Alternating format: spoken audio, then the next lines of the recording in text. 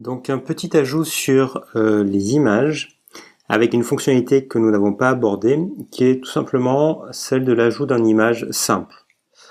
Donc ici, si on veut ajouter en dessous du bloc Shanghai une image simple, il suffit de cliquer sur le bloc image et on va pouvoir soit importer depuis l'ordinateur, soit sélectionner une image qu'on a sur le drive ou la rechercher sur internet.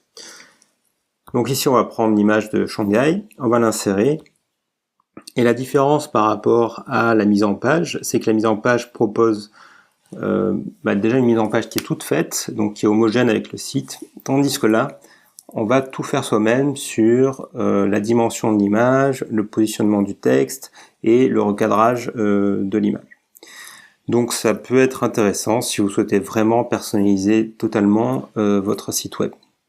Donc là, on va par exemple mettre une image un peu plus grande, la positionner au centre, ou à peu près. Et dans les fonctionnalités, on peut aussi recadrer l'image pour qu'elle soit cadrée à hauteur de ce que l'on souhaite.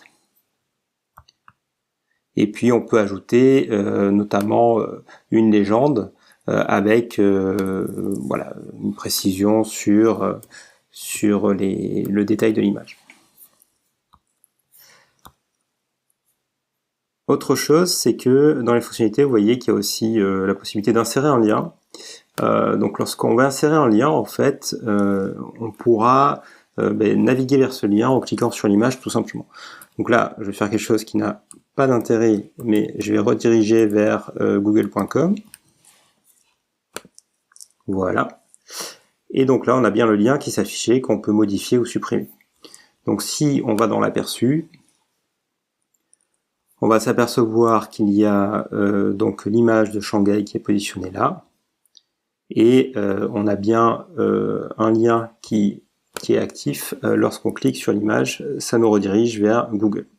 Donc on a déjà un petit aperçu de ce qu'on peut faire du point de vue navigation, mais bien sûr on peut aller beaucoup plus loin.